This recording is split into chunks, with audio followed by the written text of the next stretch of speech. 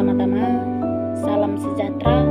Dalam kesempatan ini, saya atas nama Julianti Sinaga, mahasiswa Yakan Tarutung, semester 2 dengan NIM 2101011199 dengan mata kuliah Teori Pembelajaran.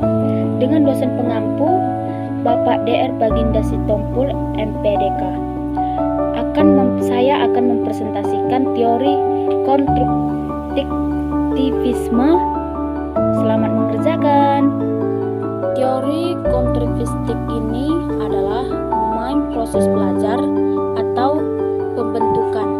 Konstruksi belajar itu sendiri pengetahuan ada dalam diri seseorang, saling mengetahui dan tidak dapat dipindahkan begitu saja dari seseorang guru kepada orang lain ataupun siswa. Yang mengedepankan belajar, kegiatan menciptakan serta membangun dari sesuatu yang telah dipelajari. Kegiatan membangun konstruktif dapat mengajak siswa untuk selalu aktif, sehingga kecerdasan terhadap siswa akan turut meningkat. Ya, di sini saya akan menjelaskan teori menurut Jean Piaget. Ya, menurut Jean Piaget, menurut teori tersebut, teori belajar merupakan konstruktivistik yang dikembangkan oleh Piaget, diketahui dengan nama konstruktivistik ataupun disebut kognitif atau pastoral konstruktivisme. Teorinya berisi konsep-konsep utama di bidang psikologi, perkembangan dan berkenan dengan pertumbuhan inteligensi. Yang untuk Piaget berarti kemampuan untuk secara lebih akurat mempresentasikan dunia dan mengerjakan operasi logis dari representasi konsep realitas dunia. Pada teori ini, konsekuensinya adalah siswa harus memiliki keterampilan untuk menyesuaikan diri atau adaptasi secara tepat.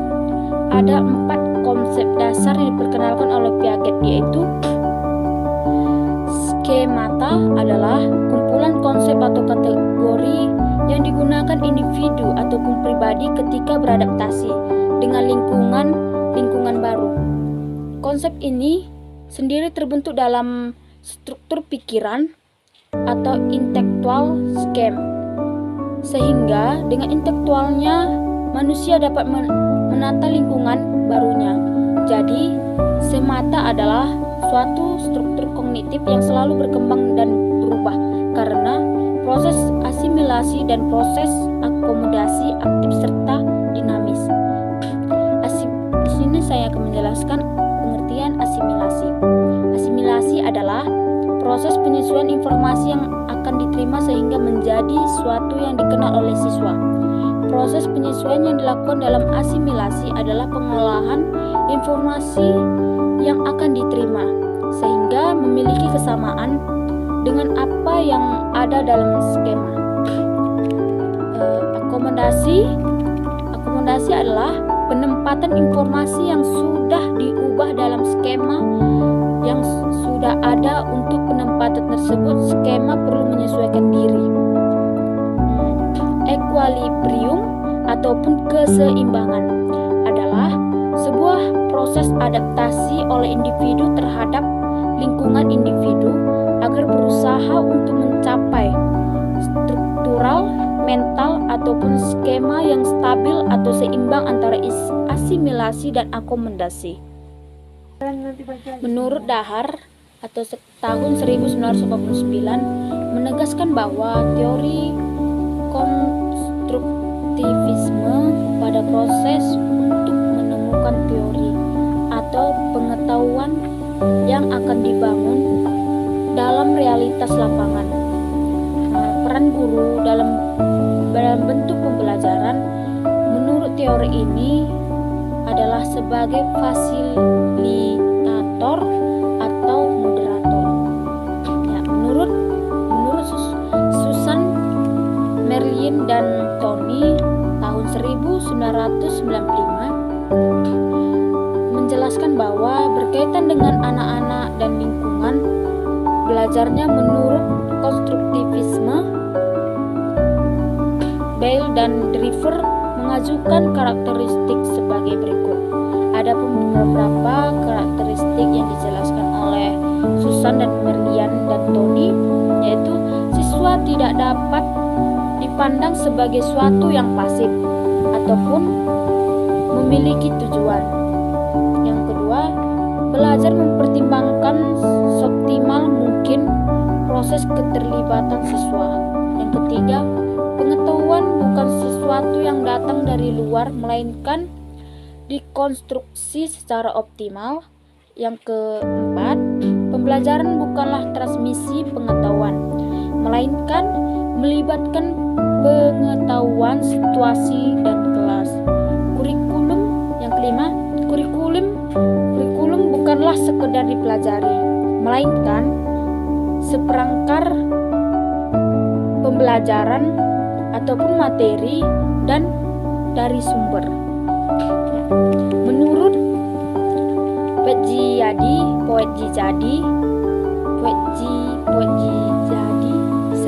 tahun 1999 menjelaskan bahwa konstruktivisme sosial dikembangkan oleh Vygotsky adalah belajar bagi anak yang dilakukan dalam interaksi dengan lingkungan sosial maupun fisik. Penemuan auto-discovery dalam belajar lebih mudah diperoleh dalam konteks sosial dan budaya seseorang. Menurut Tasker, tahun 1992 mengemukakan ada 3 penekanan dalam teori belajar konstruktivisme sebagai berikut, yaitu pertama, peran aktif siswa dalam mengkonstruksi pengetahuan secara bermakna. Yang kedua, pentingnya membuat kaitan antara gagasan dalam pengkonstruksian secara bermakna. Yang ketiga, mengaitkan antara gagasan dengan informasi baru yang telah diterima.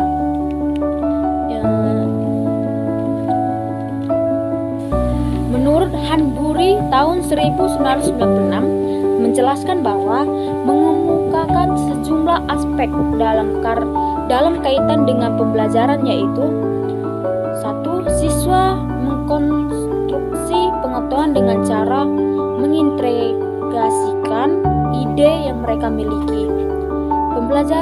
Yang kedua, pembelajaran menjadi lebih bermakna karena siswa mampu agar siswa mampu dan dapat memahami dalam pembelajaran tersebut. Yang ketiga, strategi siswa lebih menilai.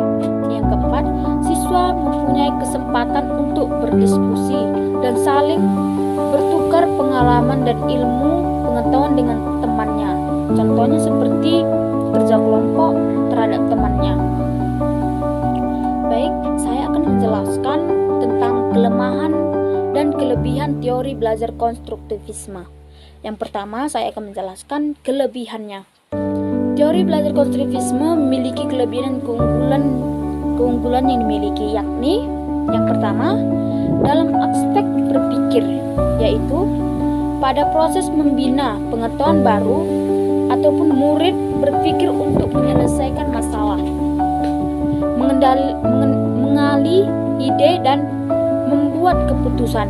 Yang kedua, dalam aspek kefahaman, seseorang murid terlibat secara langsung dalam membina pengetahuan baru. Mereka akan lebih paham dan mampu mengaplikasikannya dalam sebuah situasi. Yang ketiga, dalam aspek mengingat, yakni murid terlibat secara langsung dengan aktif, mereka akan mengingat lebih lama konsepnya. Melalui pendekatan ini, murid dapat meningkatkan kefahaman mereka. Justru mereka lebih yakni menghadapi dan menyelesaikan masalah dalam situasi baru. Yang keempat, dalam aspek kemahiran sosial, yakni kemahiran sosial itu diperoleh apabila seseorang murid berinteraksi dengan teman, seperti kelompok kerja maupun dengan guru dalam proses mendapatkan ilmu, pengetahuan maupun wawasan baru. Yang kelima, seronok, yaitu oleh karena mereka terlibat secara terus, mereka paham, ingat, yakni dan berinteraksi dengan lihat, maka mereka akan merasa seronok belajar dalam membina pengetahuan baru, seperti pengen tahu bagaimana cara proses belajar tersebut. Ya, saya akan menjelaskan lagi tentang kelemahan dari teori konstruktivisme. Adapun ada beberapa kekurangan ataupun kelemahan teori konstruktivisme ini, yaitu 1. Siswa mengkonstruksi pengetahuannya sendiri. Tidak jarang hasil konstruksi siswa tidak cocok dengan hasil konstruksi sesuai dengan kaidah ilmu yang mereka ketahui, sehingga menyebabkan miskonsepsi. Yang kedua, konstruktivisme menanamkan agar siswa membangun pengetahuannya sendiri. Hal ini pasti membutuhkan waktu yang lama dan setiap siswa memerlukan penanganan yang berbeda-beda ataupun pemikiran yang berbeda-beda terhadap siswa. Yang ketiga, situasi dan kondisi tiap sekolah tidak sama, karena tidak semua sekolah memiliki sarana dan prasarana yang dapat membantu keaktifan dan kreativitas siswa, seperti keteraturan terhadap siswa begitu. Yang keempat, meskipun guru hanya menjadi motivasi dan mediasi jalannya proses belajar, tetapi guru di samping memiliki kompetensi di bidang itu harus memiliki perilaku yang elegan ataupun arif sebagai spirit bagi anak, sehingga dibutuhkan pengajaran yang sesungguhnya mengapresiasi nilai-nilai kemanusiaannya. Yang kelima, dalam proses belajar di mana peran guru sebagai pendidik itu sepertinya kurang begitu mendukung. Siswa berbeda persepsi satu dengan yang lainnya. Contohnya seperti seseorang guru memilih siswa yang berkekurangan ataupun yang tidak kekurangan, seperti siswa tersebut, contohnya siswa orang pintar itu guru selalu membela siswanya yang pintar, dan orang bodoh siswanya, seseorang guru tidak memperdulikan seseorang siswa yang berkekurangan tersebut. Baik, saya akan menjelaskan dari implikasi teori konstruktivisme ini. Berdasarkan ciri-ciri pembelajar konstruktivisme ini, berikut dipaparkan tentang penerapannya. 1. Saya akan menjelaskan mendorong kemandirian dan inisiatif siswa dalam belajar dengan menghargai gagasan-gagasan atau pemikiran siswa serta mendorong siswa berpikir mandiri. Berarti guru membantu siswa menemukan identitas intelektual mereka. Para siswa yang merumuskan pertanyaan-pertanyaan dan kemudian menganalisis serta menjawab berarti telah mengembangkan tanggung jawab terhadap proses belajar mereka sendiri serta menjadi pemecah masalah ataupun problem solver. Yang kedua, guru mengajukan pertanyaan terbuka dan memberikan kesempatan beberapa waktu kepada siswa untuk merespon. Berpikir reflektif memerlukan waktu yang cukup dan seringkali atas dasar gagasan-gagasan dan komentar orang lain. Cara-cara guru mengajukan pertanyaan dan cara siswa merespon ataupun menjawabnya akan mendorong siswa mampu membangun keberhasilan dalam melakukan penyelidikan. Sekian dan terima kasih. Shalom.